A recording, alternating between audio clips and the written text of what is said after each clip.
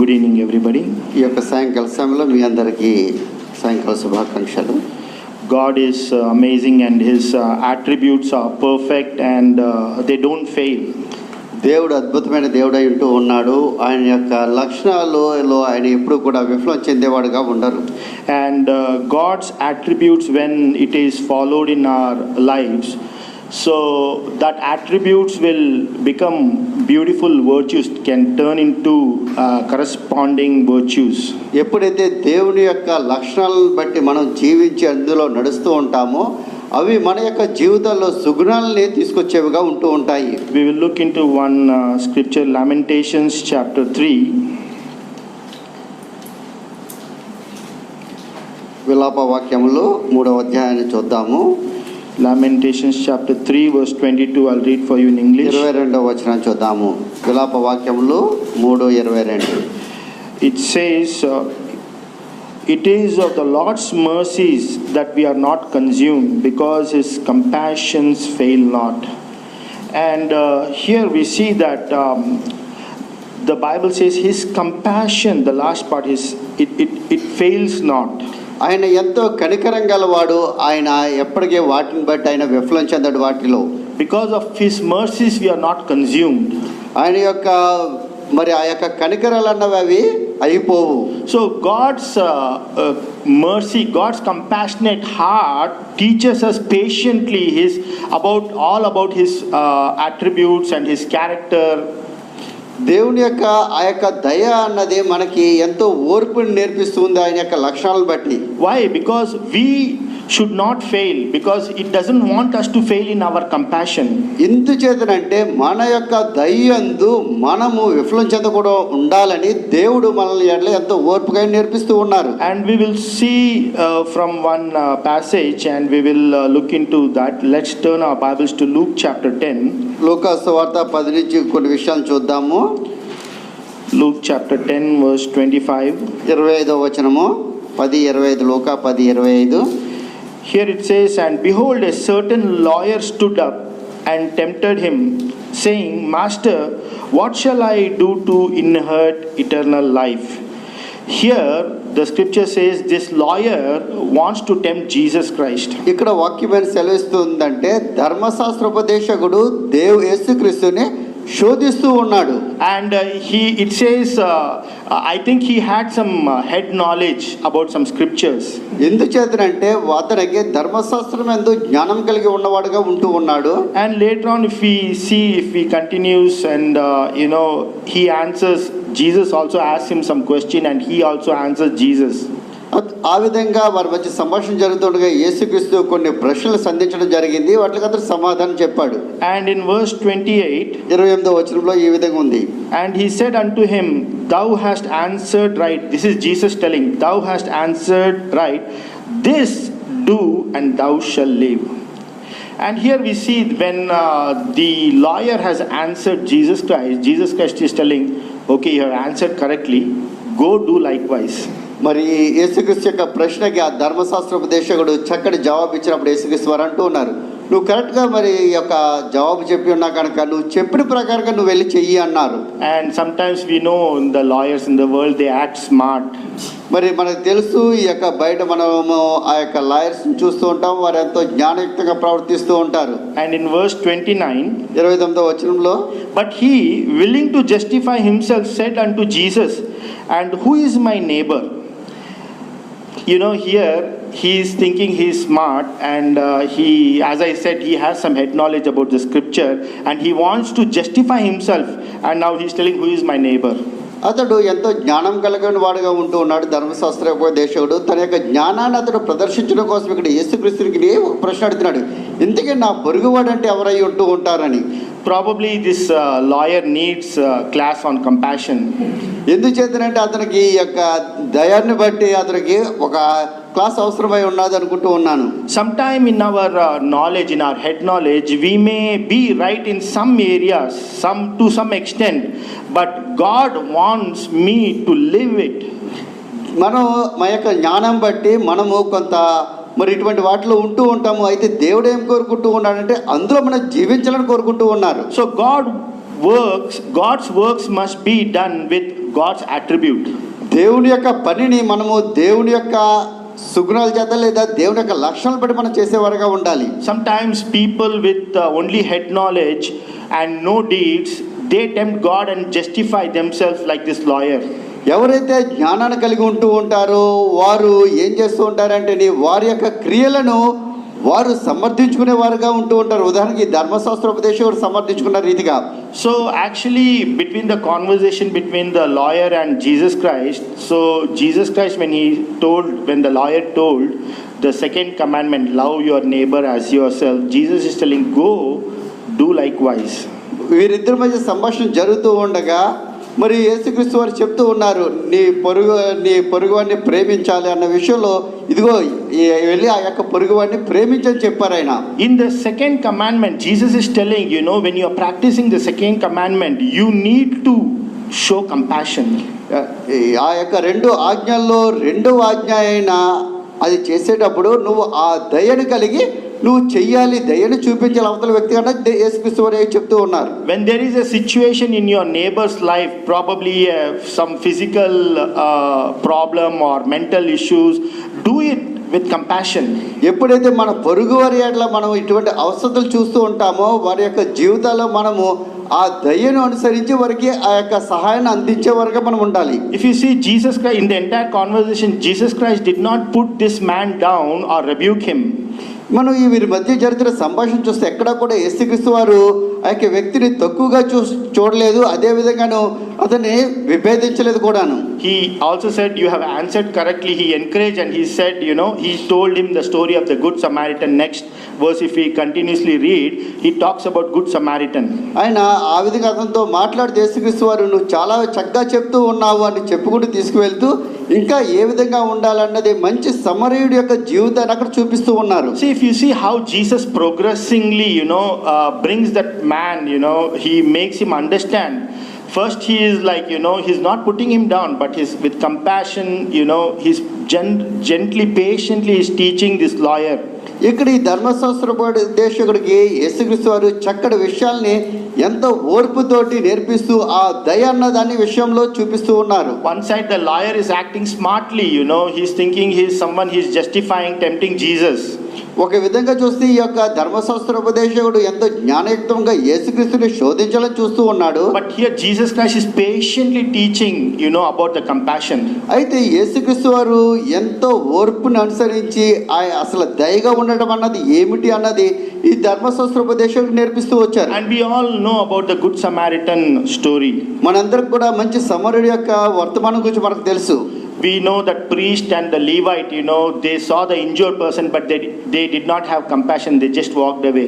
మరి అక్కడ మనం చూస్తే కనుక లేవీయుడు ఏమిటి, అదే విధంగా ఆ యొక్క ప్రీస్ట్ ఏంటి, అక్కడ జరిగిన సంఘటన చూసి వాళ్ళు మెల్లగా వెళ్ళిపోయారు. I believe both the priest and the Levite, they had the head knowledge. They knew about God's compassion, mercy, but they did not, when the time came, they did not act it. వారిద్దరికి మరి ధర్మశాస్త్రం గురించి తెలుసు, ఈ దయ వాత్సల్యత ఇవి అన్నిటి గురించి తెలుసు.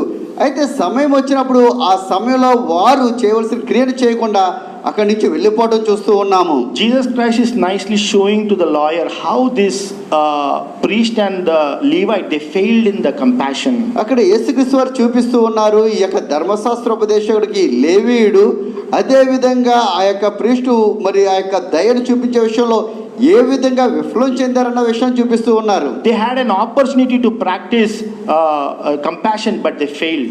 వారికి ఒక అవకాశం వచ్చింది, అక్కడ వారు దయని చూపించాలి, జాలిని చూపించాలి, కానీ చూపించకుండా వారు విఫలం చెందారు. What happens is, what I know and when I don't practice it, I will fail. ఎప్పుడైతే నాకు తెలిసిన విషయం ఉంటుందో ఆ తెలిసిన విషయాన్ని బట్టి నేను జీవించలేదనుకోండి, ఒక సమయంలో విఫలం చెందేవాడుగా ఉంటాను. And what about the Good Samaritan? He knew, his heart was moved with compassion and he took effort in cleaning the injured person. అది ఇక్కడ ఈ యొక్క మంచి సమరయుని చూస్తే కనుక అతని యొక్క హృదయం ఆ దయతో నిండి ఉంది. అక్కడ జరిగిన సంఘటనకు అతను కదిలించిపోయి వెంటనే వెళ్ళి అతను గాయాలు కడగడం మనం చూస్తూ ఉన్నాం. He cleans the wound, he puts oil and he puts wine on his wound. మరి ఆ గాయాలను కడిగాడు, మరి అక్కడ నూనె రాశాడు, అక్కడ మరి చక్కగా అతనికి తర్ఫీదు చేస్తూ ఉన్నాడు. He brought him on his own vehicle, that is beast.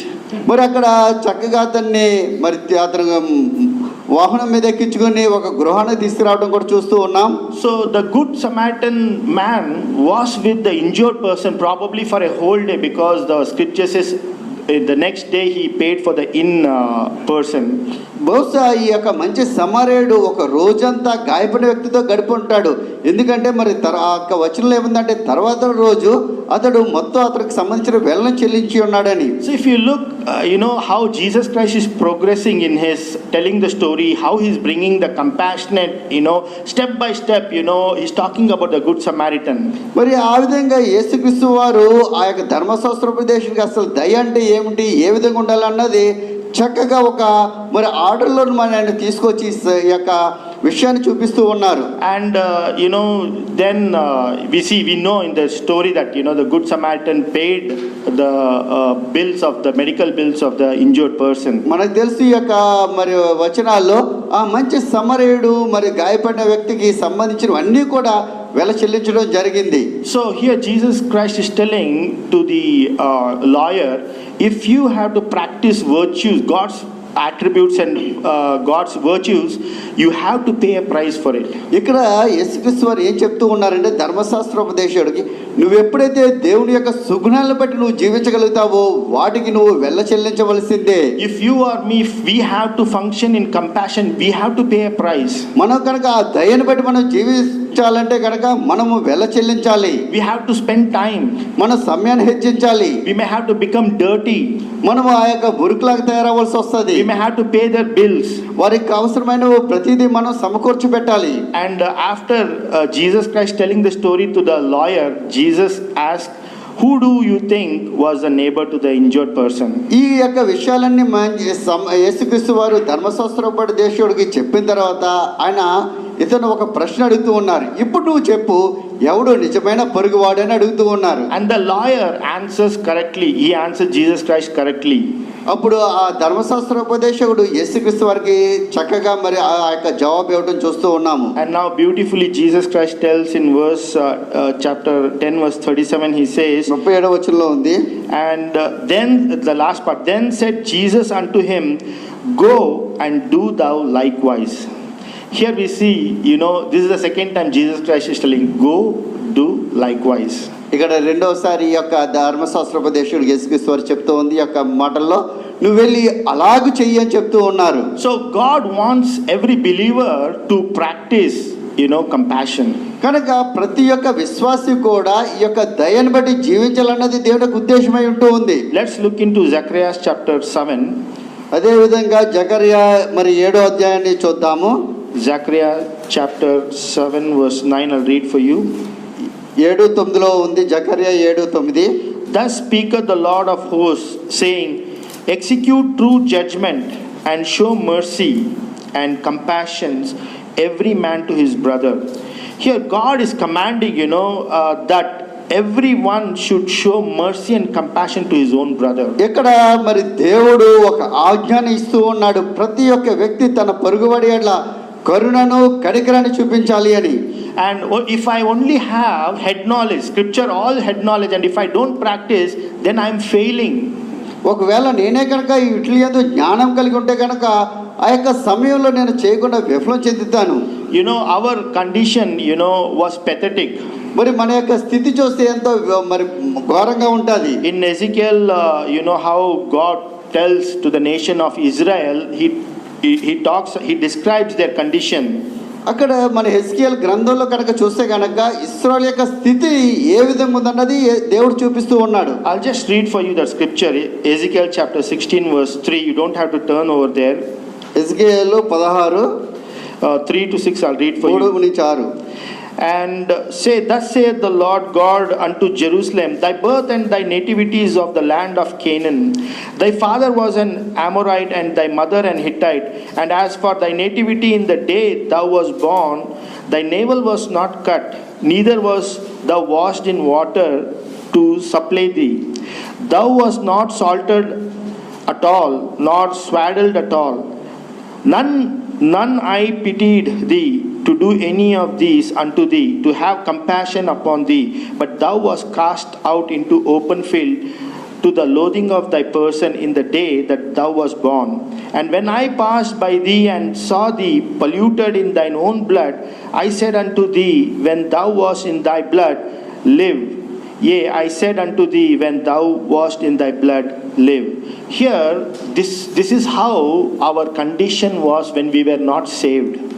ఒకవేళ మనకి రక్షణ లేకుండా ఉంటే కనుక మన యొక్క స్థితి ఈ విధంగానే ఉంటుంది. But Jesus Christ, he had to pay a big price. His heart was filled with mercy and compassion. యేసుక్రీస్తు యొక్క హృదయము కనికరంతో దయతో నిండిపోయింది కనుక మన పట్ల ఆయన వెల చెల్లించి ఉన్నారు. So he paid a huge price to show his glorious attributes. ఆయన ఎంత మహిమ యొక్క లక్షణాలను చూపించిన నిమిత్తం ఆయన వెల చెల్లించారు. And we know he paid the price. He had to become a man. He had to leave heaven and come and become a man on this earth. ఆయన యొక్క మరి మనకు చూపించిన నిమిత్తం ఆయన పరలోకాన్ని విడిచి భూలోకానికి వచ్చి ఆ యొక్క వెల చెల్లించడం చూస్తూ ఉన్నాం. అది ఆయన యొక్క లక్షణం మనకు చూపిస్తూ ఉన్నారు. He had to face hardship as like any other man. మరి ఇది ఆయన ఎంతో కష్టాన్ని ఆయన చూసి రావడం జరిగింది. And he was born in a poor family that we all know. మనందరికీ తెలుసు ఆయన ఎంతో పేదరికంలో పుట్టవలసి వచ్చింది. And his ministry, we know he was always healing people and driving demons. మరి ఆయన పరిచర్య చూస్తే కనుక స్వస్థపరచడము, దెయ్యాల్ని చెదరగొట్టడము, sometimes no sleep and fasting, and it was like very painful life he had to live. ఎన్నో సందర్భాలు ఉపవాసం చేయడము, ప్రార్థన చేయడము, ఎంతో బాధను అనుభవించిన జీవితాన్ని ఆయన అనుభవించారు. But Jesus, our Passover lamb, Jesus Christ showed his mercy. మరి ఆయన చక్కగా పస్కా బలి పశువుగా ఆయన అక్కడ కనికరాన్ని చూపించారు. And he showed his mercy and compassion on the cross. ఆ యొక్క సిలువయందు ఆయన మన పట్ల మరి దయను వాత్సల్యతను ఆయన కనపరిచిన వారుగా ఉన్నారు. And now we are also asked to go do likewise how Jesus Christ had told the lawyer. ఏ విధంగా యేసుక్రీస్తు వారు ఆ ధర్మశాస్త్రోపదేశులు చెప్పారో నువ్వు వెళ్ళి ఇలాగా చేయని మన యొక్క జీవితంలో ఆ విధంగా మనం చేయాలి. God does not want us to fail in our compassion. మనం ఆ యొక్క కనికరాన్ని చూపించే విషయంలో మనము విఫలం చెందకుండా ఉండాలన్నది దేవుని యొక్క ఉద్దేశము. Because the priest and the Levite, they both they failed. అక్కడ మనం లేవిని చూసినా అదే విధంగా ప్రీస్ట్ని చూసినా వారిద్దరూ కూడా విఫలం చెందారు. And as in Lamentations chapter 3, I will read one more scripture, Lamentations chapter 3. విలాప వాక్యాలు 3వ అధ్యాయంలో మరొక వచనాన్ని చదవాలని ఆశపడుతూ ఉన్నాను. Verse 32. 32వ వచనం 3:32. It says Lamentations chapter 3 verse 32. 3:32. But though he cause grief, yet will he have compassion according to the multitude of his mercies. Here it talks about God's multitude of mercy, which brings compassion. ఆయన ఎంతో కనికరాన్ని కలిగిన వాడిగా ఉన్నాడు కనుక ఆ యొక్క సమయంలో ఆయన దయను చూపించగలిగాడని రాయబడి ఉంది. So his attribute of mercy in us should create mercy attribute, character, and also compassionate virtue. మన యొక్క జీవితంలో కూడా ఆ యొక్క కనికరము మన యొక్క జీవితంలో ఆ దయను పుట్టించేదిగా ఉండాలి. So when we practice mercy and compassion, we will not fail in our compassion. ఎప్పుడైతే ఈ యొక్క లక్షణాలైన కనికరాన్ని దయను మన యొక్క జీవితంలో మనం అనుదినము చూపిస్తూ ఉంటాము, ఎప్పటికీ మనం విఫలం చెందకుండా ఉంటాము. Like God's compassion, God's mercy and compassion will never fail. ఎందుచేతంటే దేవుని యొక్క కనికరము దయ ఎప్పటికీ విఫలం చెందవు. And our mercy and God does not want us to fail in our mercy and compassion. అదే విధంగా మన యొక్క జీవితంలో ఈ యొక్క కనికరంలోను దయలో మనం విఫలం చెందకుండా ఉండాలన్నది దేవుని యొక్క ఉద్దేశమై ఉంది. So every time we get an opportunity, let us practice compassion. కనుక మనకు ఎప్పుడైతే అవకాశం వస్తూ ఉందో ఆ అవకాశాన్ని సద్వినియోగం చేసుకుని మనం ఆ యొక్క దయను చూపించేవారుగా ఉండాలి. God bless this portion. దేవుడి యొక్క వాక్యాన్ని ఆశీర్వదించి దీవించును గాక. Amen. ఆమేన్.